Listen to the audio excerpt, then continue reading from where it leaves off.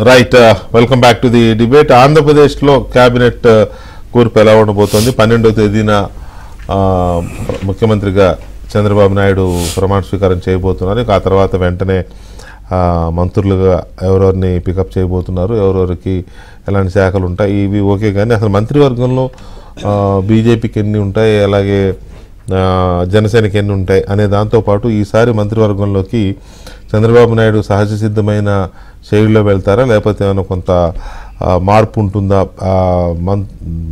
మంత్రులుగా ఎవరిని పెట్టాలి అనే విషయానికి వచ్చినప్పుడు ఏ పారామీటర్స్ని ఆయన పరిగణలోకి తీసుకునే అవకాశం ఉంది, ఏ పారామీటర్స్ని తీసుకుంటే బాగుంటుంది అనే దాని మీద కూడా చాలా చర్చ నడుస్తుంది. సహజంగా ఆయన ఎప్పుడు కూడా సామాజిక సమీకరణలకు ఎక్కువ ప్రాధాన్యం ఇస్తారు. ఆ కులానికి ఎన్ని ఇచ్చాం, ఈ కులానికి ఎన్ని ఇచ్చాం, ఇట్లాంటి సొంత కులానికి అంటే కమ సామాజిక వర్గానికి ఎక్కువ ఇస్తే చెడ్డ పేరు వస్తుందేమో, ఇట్లాంటి ఆలోచించుకుంటూ బ్యాలెన్స్గా వెళ్ళడానికి శతవిధాల ప్రయత్నిస్తూ దానికి ఎక్కువ ప్రయారిటీ ఇస్తారు. ఈసారి కూడా అలాగే వెళ్తారా, లేకపోతే ఏమన్నా కాస్త యంగ్ టాలెంట్ని ఇటువంటి వాటికి ఏమైనా ప్రయారిటీ ఉంటుందా అని చర్చిద్దాం మనం. మనతో విక్రమ్ గారు, ప్రసాద్ గారు జాయిన్ అయ్యారు. అలాగే తెలుగుదేశం పార్టీ నుంచి జాతీయ అధికార ప్రతినిధి పట్టాభిరామ్ గారు ఉన్నారు, జాయిన్ అయ్యారు. అలాగే రఘురామ్ కంటిన్యూ అవుతారు. ముందుగా ప్రసాద్ గారు, ఈసారి అంటే మామూలుగా ఆయనకి ఎప్పుడు కూడా ఈ కులాల సమీకరణాలు ఎక్కువ చూసుకుంటారు. ఆయన ప్రాంతాలు, కులాలు, ఆ జిల్లాలో ఎన్ని ఇచ్చాం, ఇప్పుడు సపోజ్ చాలా రాజశేఖర రెడ్డి గారు ఉన్నారంటే ఆయన చూసేవాడు కాదు, రెడ్డి ఇదా లేదు, చేయగలరు అనుకుంటే ఇచ్చుకుంటూ వెళ్ళిపోయేవాళ్ళు. సరే, ఒక్కొక్కరితో ఒక్కొక్క స్టైల్ ఉంటుంది రండి, అలానే కాదు. కానీ ఇప్పటి వరకు చంద్రబాబు నాయుడు గారు మంత్రుల్ని ఎంచుకున్న తీరు, ఈసారి ఎంచుకోవాల్సిన తీరు, ఇవి చూస్తే ఏమనిపిస్తుంది? ఈసారి మంత్రివర్గం చాలా కొత్త తరహాగా ఉండబోతుంది. మీరు 40 ఏళ్ల రాజకీయ జీవితంలో చంద్రబాబు గారు కొంతమందికి కావాలని చెయ్యలేకపోయాడని పేరు ఉన్నవాడు ఉన్నారు. అంటే చంద్రబాబు గారు నమ్మలేమండి చివరి వరకు అనే టాకు ఉన్న ప్రాంతాలు, మనుషులు, నాయకులు కూడా ఉన్నారు. ఉదాహరణకి ఎన్టీ రామారావుతో పనిచేసిన ఒకరిద్దరికి చంద్రబాబుతో పనిచేసే అవకాశం రాలేదు. అది తెలుగుదేశం పార్టీలో రికార్డ్ బ్రేక్. అది ఇప్పుడు ఎన్టీ రామారావుతో 83లో పనిచేసిన వాళ్ళలో ఆ రోజు కళా వెంకట్రావు గారు మధ్యలో పనిచేశాడు, విజయ్ చౌదరి గారు పనిచేశాడు. చంద్రబాబుతో పనిచేసే అవకాశం ఇప్పటివరకు విజయ్ చౌదరికి రాలేదు. కళా వెంకట్రావు గారికి 2017లో వచ్చింది. ఆయన అంతకుముందు ఎన్టీ రామారావు టైంలో హోంశాఖ చేశాడు, మున్సిపల్ శాఖ చేశాడు, టీటీడీ చైర్మన్ చేశాడు. కానీ ఆయనకి చంద్రబాబుతో పనిచేసే అవకాశం. చంద్రబాబు నాయుడు గారు కూడా మధ్య కూడా ఎక్కడ అన్నారు, నన్ను నమ్మకూడదని చాలా మంది అనుకుంటారు, బట్ అలా కాదు ఈసారి నేను కూడా చాలా సందర్భాల్లో జోక్ చేస్తుంటా. 2019లో వైసీపీ నిన్ను నమ్మం బాబు అని సంగతి ఎందుకు ఆయనే అన్నారు. చాలా మంది నన్ను నమ్మలేము అనుకుంటారు, కానీ నాకుండే ప్రెషర్స్ అవి ఉంటాయి, బట్ ఈసారి అలా ఉండదు అని అన్నారు కదా. ఈసారి ఎలా ఉండే అవకాశం ఉంది? చరిత్ర వదిలేయండి. అంటే డెఫినెట్ గా it is the last leg of political career of Chandrababu Naidu అనుకుందాం. అంటే వయసు రీత్యా ఆయన 80 ఏళ్ళు వచ్చినా ఉండొచ్చు, అది కాదు. ఇది అంటే దాదాపు 2014-18 తర్వాత ఆయన రాజకీయ ప్రయోగాల్లో ఇది లాస్ట్ లెగ్, గెలుపు మలుపు. ఇది ఒక కొత్త మలుపు ఆయనకి. ఎందుకంటే ఇప్పుడు ఎంచుకోవడం అనేది చాయిస్, ఛాన్స్ రెండు ఉన్నాయి. ముఖ్యంగా టాలెంట్ని చూసుకోవాలి. అంటే ఆయనతో పాటు సుదీర్ఘంగా 40 సంవత్సరాల రాజకీయ ప్రయాణం చేసిన వాళ్ళని, ఇంకా నా మాటకు వస్తే ఆయన కొన్ని సామాజిక వర్గాల పేరుతో కొంతమంది ఆయన కులం వాళ్ళని అన్యాయం జరిగింది. కొంతమందికి పికప్ కాలేకపోయారు, కొంతమందికి అదే వరమే వచ్చింది. అలాగే ఉదాహరణకి రెడ్డి సామాజిక వర్గం తీసుకోండి. ఎంతసేపు నెల్లూరు నుంచి రాయలసీమ 5 జిల్లాలే ఎక్కువ ప్రాధాన్యత. అక్కడ ఆయన సొంత జిల్లాలో ఉన్న వాళ్ళు కూడా కొంతమందికి ఆయన ఇచ్చుకోలేకపోయాడు వేరే కారణాల వల్ల. అదే ఉత్తరాంధ్రకి వెళితే ఎప్పుడు పర్మనెంట్గా ఆయన క్యాబినెట్లో మాధవరెడ్డి గారు, అశోక్ గజపతిరాజు గారు, దేవేంద్ర కూడా ఇలా ఈ ఛానల్కే వచ్చింది తప్ప కొంతమందికి అసలు రాలేదు. అంటే ఇప్పుడు నెల్లూరు జిల్లా తీసుకోండి, 83లో మొట్టమొదటి ఎమ్మెల్యేగా ఉన్న ఆనంద రామనారాయణ రెడ్డి గారు 2017లో ఆయన తెలుగుదేశంలో చేరితే ఎమ్మెల్సీ వస్తుందని కూడా ఎమ్మెల్సీ రాలేదు, మంత్రి పదవి రాలేదు. అదే చాయిస్ ఆ టైంలో సోమిరెడ్డి గారికి వచ్చింది. అంటే ఆయన మళ్ళీ బయటికి వెళ్ళాడు, మళ్ళీ వచ్చాడు. ఇప్పుడు ఆయన కూడా లాస్ట్ లెగ్ పొలిటికల్గా. డెఫినెట్గా అలాంటి వాళ్ళు ఒక డజన్ మంది ఉంటారు. అంటే ఎన్టీ రామారావు పికప్ చేసి ఇచ్చిన వాళ్ళకి చంద్రబాబు ఇవ్వలేకపోవడము, చంద్రబాబు పికప్ చేసిన వాళ్ళకి మళ్ళీ కొనసాగించే అవకాశం రాకపోవడం జరిగాయి. అంటే నా అవగాహన మేరకు ఈసారి కులాల సమతుల్యంతో పాటు ప్రాంతాల సమతుల్యత కూడా పాటించి పాత వాళ్ళలో ఎవరికి ఇవ్వలేకపోయారో వాళ్ళకు అవకాశం ఇచ్చి వాళ్ళ అనుభవం కానీ వాళ్ళ లాయల్టీ కానీ అంటే వాళ్ళకు ప్రజల్లో ఉన్న ఆదరణ, ముఖ్యంగా ఏంటంటే పబ్లిక్లో ఆదరణ ఉండి కూడా కొన్ని పదవులు రాలేదు, కొంతమందికి రాలేదు. అలాంటి వాళ్ళందరికీ ఈసారి న్యాయం చేస్తాడని అనుకుంటున్నాను నేను. న్యాయం చేయాలని ఆయనకున్న కొన్ని సందర్భాల్లో చేయలేదు. ఇప్పుడు మీకు ఉదాహరణ చెప్తా, అనంతపురం జిల్లా ఉంది, పయ్యావుల కేశవ్ గారిని తీసుకోండి. పొలిటికల్గా చాలా స్ట్రాంగ్గా ఎలా ఉంటాడో, అడ్మినిస్ట్రేటివ్ నాలెడ్జ్ కానీ సబ్జెక్ట్ కానీ ఏ సబ్జెక్ట్ తీసుకున్నా మీకు టక్కని మాట్లాడగలుగుతాడు. ఆయన సృష్టించిన ఏదైతే పిఏసి చైర్మన్గా కదా ఈ 5 ఏళ్లలో చూపించిన పెర్ఫార్మెన్స్లో ఈ ప్రభుత్వాన్ని నిలదీసి ఆర్థికంగా తప్పులు జరుగుతున్నాయనే విషయాన్ని ప్రజలకు తెలియజేసింది పయ్యావుల కేసు. ఆయన పిఎస్సి చైర్మన్గా ఆయన ఇచ్చిన నివేదికలు పక్కన పడేసి ఆయన అడిగిన రిపోర్ట్లు అంటే ఏం చెప్తున్నారంటే కొంతమంది వాళ్ళు బై బోర్న్ పొలిటికల్తో పాటు వాళ్ళకి యంత్రాంగం అందుకోలేకపోతున్నారు. ఇప్పుడు ఆనంద్ రామనారాయణ రెడ్డి గారు తీసుకోండి, పొలిటికల్గా very strong person. Anand Ramanarayana Reddy గారికి పయ్యావుల కేశవ్ గారికి పోల్సిన మనం. ఆనంద్ రామనారాయణ రెడ్డి గారికి అవడానికి సీనియర్ అయినా పార్టీలో మారడం అనేది ఎప్పుడు జరుగుతూ వస్తుంది. బట్ కేశవ్ అలా కాదు, తెలుగుదేశం పార్టీ. మీరు ఒకటి ఆలోచించాలా, మెరిట్ తో పాటు లాయల్టీతో ఉండొచ్చు, అంటే అవగాహన కూడా కొంత అవసరం. కన్నా లక్ష్మణ్ గారు ఉన్నారు, బై బోర్న్ కాంగ్రెస్ ఆయన తెలుగుదేశంలోకి వస్తే టాలెంట్ గానీ ఆయన ఉంటదనే కదా తీసుకున్నది, అది ఉపయోగించుకోవాలి. పార్టీలో ఉన్న ఇవి కూడా చూసుకోవాలి కదా. రైట్, అది ఇప్పుడు మీరు అన్న ఎగ్జాంపుల్. ఇప్పుడు రాయలసీమ ఉంది, రాయలసీమలో చంద్రబాబు నాయుడు గారు తప్ప అంతా ఎక్కువ రెడ్డిస్ బీసీలకి వెళ్తూ ఉంటాయి. ఇవ్వాలి, బీసీలకు ఇవ్వాలి. కానీ ఇప్పుడు అనంతపురం జిల్లాలో కమ్మ సామాజిక వర్గం చూసినప్పుడు ఈసారి సునీత గారికి ఇస్తారో ఎవరో తెలియదు, బాలకృష్ణ గారు ఇవ్వరు తెలిసిందే. కాబట్టి అక్కడ మీరు అన్న పేరు వస్తుంది, అది ఇవ్వాల్సిన అవసరం ఉందా?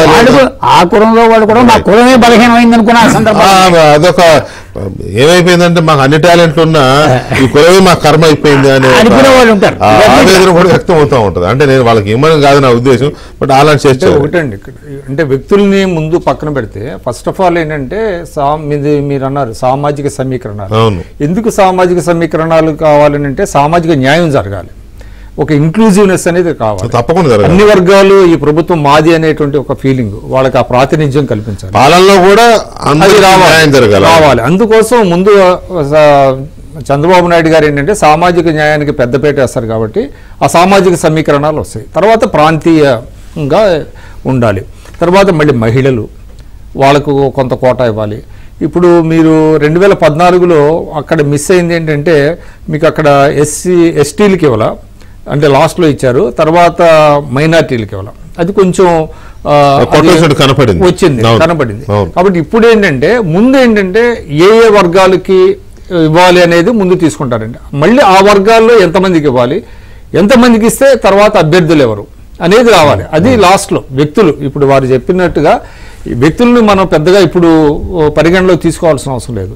ఇప్పుడు కొంతమంది ఇప్పుడు కేంద్రంలో ఏం చేశారు, ఆర్ఎస్ఎస్ మూలాలు ఉన్న వాళ్ళకే ఎక్కువ ప్రాధాన్యత ఇచ్చారు. ఇప్పుడు మీరు ఇందాక అన్నారు బయటికి వెళ్ళి వచ్చినటువంటి వాళ్ళని పరిగణలో తీసుకుంటారా, మొదటి నుంచి పార్టీలో లాయల్గా ఉన్న వాళ్ళకి తీసుకుంటారా అనేది అక్కడ వస్తుంది. ముందు ఒక 4-5 బీసీలకు ఇవ్వాలి. ఆ బీసీలకు అన్ని ప్రాంతాలు అన్ని జిల్లాలకు ప్రాతినిధ్యం ఇచ్చినప్పుడు ఎవరెవరికి ఇవ్వాలి, అందులో ఎవరు మొదటి నుంచి పార్టీలో ఉన్నారు, లాయల్గా ఉన్నారు, అక్కడ వ్యక్తులు వస్తారు.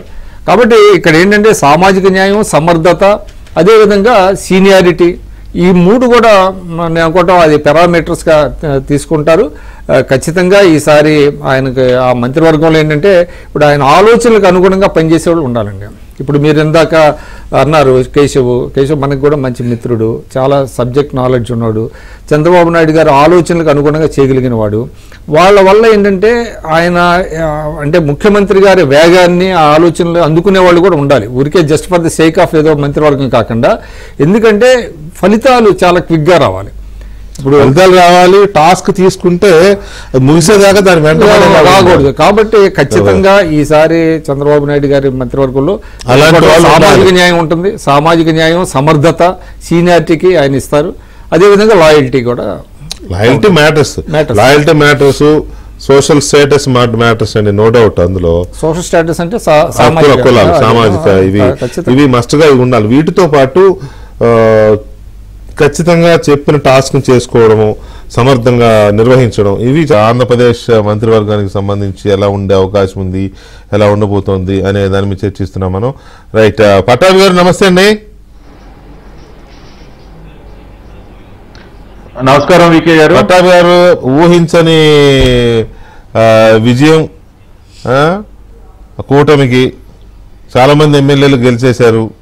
ఆ గెలిచిన వాళ్ళల్లో సీనియర్లు ఉన్నారు, న్యూ టాలెంట్ వచ్చింది. అలాగే 2-3 సార్లు గెలిచిన వాళ్ళు మళ్ళీ గెలిచి వచ్చారు, అనుభవంతో ఉన్నారు వాళ్ళు ఉన్నారు. ఇంకా బుచ్చే చౌదరి గారు లాగా 7-8 సార్లు గెలిచిన 7 సార్లు ఏమో 7వ గెలిచిన వాళ్ళు సీనియర్లు ఉన్నారు. ఇట్లా చాలా మంది ఉన్నారు.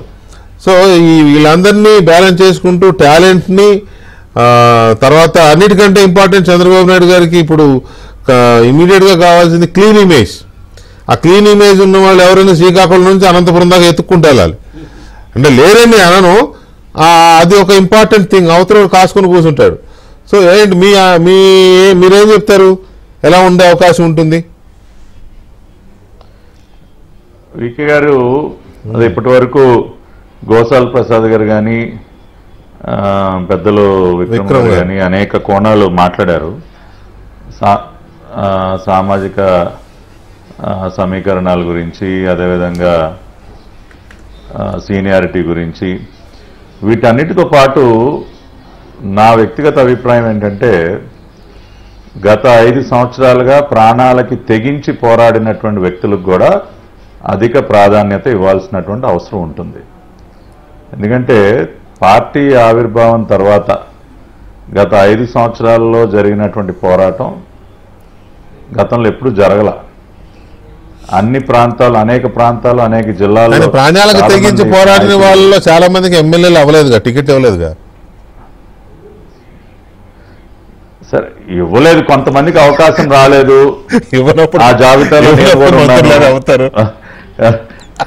కానీ దక్కించుకున్న వాళ్ళు కూడా ఉన్నారు. ఇప్పుడు ఉదాహరణకి కాదండి, టికెట్లు ఇప్పుడు ఉదాహరణకి అయ్యన్న పాత్ర గారు ఉన్నారు, ఆయన పోరాడారు కదా. అట్లా గోరంట్ల బుచ్చే చౌదరి గారు, ఆయన కూడా వీరోచితమైనటువంటి పోరాటం చేశారు. ఎట్లా గత 5 సంవత్సరాలుగా పోరాడి పార్టీ కోసం అన్ని రకాలుగా నిలబడినటువంటి వ్యక్తులు ఎమ్మెల్యేలుగా గెలిచిన వాళ్ళు ఉన్నారు. అంటే సామాజిక సమీకరణాలు, సీనియారిటీతో పాటు గత 5 సంవత్సరాల్లో పార్టీ కోసం ఎవరెవరు ఎంత కష్టపడ్డారో, ఏ రకంగా నిలబడ్డారో దానిని కూడా ఒక ప్రామాణికంగా తీసుకోవాల్సినటువంటి అవసరం ఉంది. ఆ రకంగా తీసుకుంటారు కూడా చంద్రబాబు గారు. ఎందుకంటే గతంలో అనేక సార్లు మేమందరం కూడా ఆయనతో సమావేశమైనప్పుడు ఈ మాట ఆయనే అన్నారు, నేను ఇంతటి పోరాటం నేను ఎప్పుడు చూడలేదు, ఖచ్చితంగా ఇంతటి క్లిష్ట పరిస్థితుల్లో నాకు అండగా నిలబడినటువంటి ప్రతి ఒక్కరిని కూడా నేను గుర్తిస్తాను, వారికి మంచి ఎలివేషన్ ఇస్తానని చెప్పి ఆయనే స్వయంగా చాలా సందర్భాల్లో బహిరంగంగా కూడా ఉన్నారు ఆయన సభల్లో. కాబట్టి ఖచ్చితంగా చంద్రబాబు నాయుడు గారు ఆ విషయాన్ని కూడా గుర్తుపెట్టుకుని దానిని కూడా ఒక క్రైటీరియాగా తీసుకుని రేపు మంత్రివర్గ విస్తరణలో పదవులు కేటాయిస్తారన్న నమ్మకం కూడా నాకు ఉంది. ఎందుకంటే అవసరం అది. ఆ రకంగా జరిగితే ఏంటంటే ఒక విశ్వాసం, ఒక నమ్మకం, ఎస్ పార్టీ కోసం నిలబడినందుకు మంచి గుర్తింపు దక్కింది, ప్రజలు కూడా హర్షిస్తారు. మొన్న అంతటి ల్యాండ్ స్లైడ్ విక్టరీ ఊరికనే రాలేదు వికే గారు. 175లో 164 రావటం అనేది అది సామాన్యమైనటువంటి విషయం కాదు. అంతటి విజయం సాధించడం వెనక ఎంతోమంది కృషి ఉంది, ఎంతోమంది యొక్క త్యాగాలు ఉన్నాయి, పడినటువంటి ఇబ్బందులు ఉన్నాయి. కాబట్టి వాటన్నిటిని కూడా ఖచ్చితంగా చంద్రబాబు గారు గుర్తించుకుని ఆ రకంగా చేస్తారు. అదేవిధంగా జనసేన, బీజేపీకి సంబంధించి కూడా అంటే ఒక ఇది ఉంది గారు, మీరు అన్న పాయింట్ కరెక్టే. గత ప్రభుత్వ హయాంలో, జగన్మోహన్ రెడ్డి ప్రభుత్వ హయాంలో పోరాడి చేసిన వాళ్ళు డెఫినెట్గా అయ్యన్న పాత్రుడు గారు కావచ్చు, అచ్చెన్నాయుడు గారు కావచ్చు, కొల్లు రవీంద్ర గారు కావచ్చు, సరే మీలాంటి వాళ్ళు ఉన్న కొంత ఇప్పుడు అవకాశం లేదు, కానీ ఉన్నారు, లేరని ఎవరంటారు, అందులో డౌటే లేదు. వాళ్ళని వాళ్ళు ఎలాగో సీనియర్లు, వాళ్ళకి అన్ని రకాల పారామీటర్స్ ఉన్నాయి. వీటితో పాటు ఈ యంగ్ టాలెంట్, లేకపోతే కాస్త 2-3 సార్లు గెలిచిన ఈ టాలెంట్లు, ఇటువంటి అన్ని బేరీజ్ వేసుకుని వెళ్తారా అనేదే ఎక్కువగా చర్చ నడుస్తోంది. చేయాలి కదండి, ఎందుకంటే ఇప్పుడు 40 ఏళ్ళు పూర్తి చేసుకున్నాను, తెలుగుదేశం పార్టీ ఆవిర్భవించి 40 సంవత్సరాలు పూర్తయింది. So it is the time to groom young talent. అందుకనే చాలా మంది యువకులకు కూడా అవకాశం ఇవ్వడం జరిగింది. ఇవాళ మా పార్టీ తరఫున గెలిచినటువంటి ఎంపీలు మీరు చూసినట్లయితే అందరూ కూడా చాలా మంది ఫ్రెషర్స్, యంగ్ ఎంపీస్ ఉన్నారు. ఇక్కడ కూడా యంగ్ ఎమ్మెల్యేస్ చాలా మంది ఉన్నారు. అంతమందికి అవకాశం ఇవ్వడానికి కారణం ఏంటంటే ఇంకొక 40 సంవత్సరాలు పార్టీని ముందుకు నడిపించాలన్న ఉద్దేశంతోనే అటువంటి వారికి అవకాశం ఇచ్చారు. ఇవాళ కేంద్ర మంత్రిగా, కేంద్ర పౌర విమానయాన శాఖ మంత్రిగా ఉన్నటువంటి రామ్మోహన్ నాయుడు గారు is less than 40 years. Telugu Desam పార్టీకి ఉంది. Central cabinet youngest cabinet minister ఇవాళ రామ్మోహన్ నాయుడు గారు. అటువంటి వారు ఇప్పుడు శాసనసభలో కూడా ఉన్నారు. కాబట్టి అటువంటి వారికి కూడా అవకాశం ఇచ్చినట్లయితే, అంటే సీనియర్స్ జూనియర్స్ ఇద్దరి యొక్క మిక్స్ అనేది క్యాబినెట్లో ఉంటే ఏంటంటే కొంత ఫ్రెషర్స్ కూడా నేర్చుకునే అవకాశం ఉంటుంది. అంటే సీనియర్స్ ఇప్పుడు గోరంట్ల గారు కానీ, అయ్యన్న గారు లేదా అచ్చెన్నాయుడు గారు, ఇటువంటి సీనియర్స్ అందరూ ఉన్న క్యాబినెట్లో కొంతమంది ఫ్రెషర్స్ యంగ్ మినిస్టర్స్ కూడా ఉంటే ఏంటంటే ఆ కాంబినేషన్ బాగుంటుంది. చూసి నేర్చుకోవచ్చు అనేక విషయాలు. ఆయా మంత్రిత్వ శాఖలను ఏ రకంగా నిర్వహించాలి, కేబినెట్ సమావేశాలు ఏ విధంగా ఉంటాయి, శాసనసభల్లో మనం ఏ రకంగా ఉండాలి, ఇవన్నీ కూడా చూసి నేర్చుకునే అవకాశం కూడా ఉంటుంది. కాబట్టి అటువంటి మిక్స్ అనేది ఉంటే మంచిది. ఆ రకంగా కూడా చంద్రబాబు నాయుడు గారి ఆలోచన కూడా అదే. లోకేష్ గారు కూడా ఆ విషయం మీద చాలా సీరియస్గా ఉన్నారు. అటువంటి కాంబినేషన్ కూడా మనం ఖచ్చితంగా చూస్తాం. అదేవిధంగా బీజేపీ జనసేనకు సంబంధించి కూడా ఖచ్చితంగా వాళ్ళకి దక్కాల్సినటువంటి గౌరవం వాళ్ళకి దక్కుతుంది. పురంధరేశ్వరి గారు, పవన్ కళ్యాణ్ గారితో ఇప్పటికే సంప్రదింపులు జరుపుతూ ఉన్నారు చంద్రబాబు నాయుడు గారు. కాబట్టి తగిన ప్రాధాన్యత ఆ రెండు పార్టీలు కూడా ఇస్తాం. ఆ రెండు పార్టీల వైపు నుంచి కూడా సీనియర్స్ అనేక మంది ఉన్నారు. ఇప్పుడు జనసేన నుంచి ఇప్పుడు మనోహర్ గారు, అదే ఒక సమస్య ఉంది. ఇప్పుడు అది కూడా ఒక సమస్య అంటే కూటమి కట్టారు, పొత్తులో పోటీ చేసి అద్భుతమైన విజయం సాధించారు. కాబట్టి అది కూడా బ్యాలెన్స్ చేసుకోవాలి. వాళ్ళ ఆస్పిరేషన్స్ ఉంటాయి, వాళ్ళ అవసరాలు ఉంటాయి. ఇప్పుడు జనసేన ఉందంటే 21కి 21 గెలిచి రికార్డ్ విజయం వాళ్ళది. అందులో మరి వాళ్ళని బ్యాలెన్స్ చేసుకుంటే వాళ్ళు ఎన్ని అడుగుతున్నారో నాకు తెలియదు. కానీ అలాగే బీజేపీ వాళ్ళు తక్కువ మంది గెలిచినా వాళ్ళకుండే ఆస్పిరేషన్స్ వాళ్ళకు ఉంటాయి. సో రఘు గారు, ఏపీ క్యాబినెట్, ఇందాక మనం సెంట్రల్ క్యాబినెట్ మాట్లాడాం. ఏపీ క్యాబినెట్లో శాఖలు పక్కన పెడితే నంబర్, ఈ నంబర్లో అంటే మీరు ఎన్ని అడిగే అవకాశం ఉంది నాకు తెలిస్తే చెప్పండి, నేనే ఇబ్బంది పెట్టను. నాకు తెలియపోయిన చెప్పని అడగను. కానీ మంత్రివర్గ స్వరూపం ఎలా ఉండొచ్చు, ఎలా చంద్రబాబు నాయుడు గారి ఇది తెలుసు కదా మీకు, ఎలా ఉంటుంది అనుకుంటున్నారు? ఖచ్చితంగా, ఎందుకంటే అంటే అద్భుతమైన మెజారిటీతో 164 మంది 3 పార్టీలు కలిసి గెలవడం అంచేత ఇప్పుడు ఇందాక పట్టాభి గారు చెప్పినట్టుగా ఇందులో ఎవరైతే నిజమైన సంఘర్షణ చేశారో, అంటే కొంతమంది ఆ పార్టీలో మనకు తెలుసు కదా, చాలా ఏళ్ళని చూస్తున్నాం కాబట్టి కొంతమంది 4 ఏళ్ళు దాక్కునే చాలా పోరాటం చివరిలో ఇంకా బాగోదు మనం కూడా రోడ్డు ఎక్కాలన్నట్టుగా ఇక్కడ కూడా కొంతమంది ఉన్నారు. వాళ్ళు గెలుచుంటారు ఖచ్చితంగా. కానీ జాగ్రత్త చూసుకోవాలి, పార్టీకి ఎవడు విధేయుడు, ఎవడు లాంగ్ టైం మన పార్టీని నమ్ముకుని ఉంటాడు.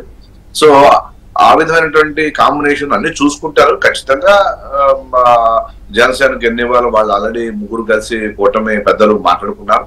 ఎవరెవరికి ఎలాంటి పొరపించాలి. ఇప్పుడు కేంద్రంలో ఏ విధంగా అయితే ఫ్రీ హ్యాండ్ చంద్రబాబు గారు నిజంగా చెప్పాలంటే అంత క్లిష్ట పరిస్థితుల్లో కూడా చాలా ఫ్రీ హ్యాండ్ ఇచ్చొచ్చారు. సో మా దగ్గర నో ఆస్పిరేషన్, ఈ మినిస్ట్రీ కావాలని కూడా అడగలేదండి. సో అదే విధంగా ఇక్కడ కూడా మాకు ఇది కావాలని అడిగే పరిస్థితి ఉండదు. సో ఒక అద్భుత విజయం సాధించిన తర్వాత శాఖల గురించి మాట్లాడడం నంబర్, ఆ నెంబర్ కూడా అదే నెంబర్ కూడాను ఇప్పుడు నెంబరే అడగలేదండి చంద్రబాబు గారు, నాకు ఇన్ని కావాలని అడగలా. సో అది వాళ్ళకే వదిలేశారు, కేంద్రానికే వదిలేశారు. అలా ఇప్పుడు కూడా 3 పెద్దలు 3 పార్టీ నాయకులు మాట్లాడుకుంటారు. ఖచ్చితంగా ఎవరెవరికి ఎన్ని వస్తాయి, ఏ శాఖలు ఇవ్వాలి, అది ఎన్ని మంత్రులు ఇవ్వాలి, ఆ శాఖల విషయంలో అది మాట్లాడుకుంటారు అనుకోండి. తొంచేత పెద్ద దీని మీద పెద్దగా ఏమి ప్రాబ్లమ్స్ ఏమి ఉండవు. అల్టిమేట్లీ సుపరిపాలన అందించడము, క్లీన్ ఇమేజ్ ఏదైతే చంద్రబాబు నాయుడు గారికి గతంలో క్లీన్ ఇమేజ్ ఆ ఇమేజ్ ని కాపాడుకుంటూనే ఎవరినైతే మంత్రులు చేస్తామో వాళ్ళు అదే ఇమేజ్ ని క్యారీ ఫార్వర్డ్ చేయాల్సిన అవసరం ఉంది. అదేవిధంగా దీంతో పాటుగా రాష్ట్రానికి సంబంధించినటువంటి ముఖ్యమైనటువంటి ఏమేం పనులు చేయాలో ఎక్కడ ఏంది అనే దాని మీద అవగాహన ఉన్నటువంటి వాళ్ళు మంత్రులుగా తీసుకుంటారని ఆశిస్తున్నాం. ఖచ్చితంగా ఆ ఎక్స్పీరియన్స్ ఇవాళ కూర్పులో తెలియజేస్తారు, కనపడుతుంది అనేది చాలా స్పష్టంగా కనపడుతుంది. సో ఎలాంటి అంటే బాగుంటుంది, ఖచ్చితంగా మంత్రి మండలి బాగుంటుంది. అండ్ ఎవరైతే కష్టపడ్డారో కొంతమందికి ఇవ్వలేకపోవచ్చు, కానీ ఒక మంత్రి పదవే కాదండి, ఎందుకంటే తక్కువ మంత్రులు ఉంటాయి. 164 గెలిచేస్తే మరి పూర్వంలాగా ఇవ్వడానికి కుదరదండి. సో అంచేత మిగతా వాళ్ళు కూడా ఎక్కడెక్కడ అడ్జస్ట్ చేయగలిగితే ఖచ్చితంగా ఆయా సందర్భాల్లో వాళ్ళ చైర్మన్ లో ఇంకోటో నామినేషన్ గానో వాళ్ళ యొక్క ప్రాధాన్యతను గుర్తుపెట్టుకుని వాళ్ళ ఎక్స్పీరియన్స్ గుర్తుపెట్టుకుని వాళ్ళకి ఉంటాయి. కాబట్టి I don't think so దిర్ will be any confusion కానీ ఇబ్బంది ఏముంటుందో అనుకోవట్లేదు. వాళ్ళు కూడా అర్థం చేసుకుంటారు, ఎంతమంది హ్యూజ్ మెజారిటీ ఇచ్చిన తర్వాత అందరూ కలిసి ముందుకు సాగాలి, ఒకటే లక్ష్యం, రాష్ట్రం లక్ష్యం అంతే. చంద్రబాబు గారికి ఏ లక్ష్యం ఉందో అభివృద్ధి, రాష్ట్ర అభివృద్ధి లక్ష్యం. ఆ అభివృద్ధిని సాధించాలంటే కెపాసిటీ, కాండక్ట్, క్లీన్ ఇమేజ్ ఇటువంటి వాళ్ళు ఉన్న వాళ్ళు ఉంటే, అలాగే సీనియర్లు, అనుభవము, ఇవన్నీ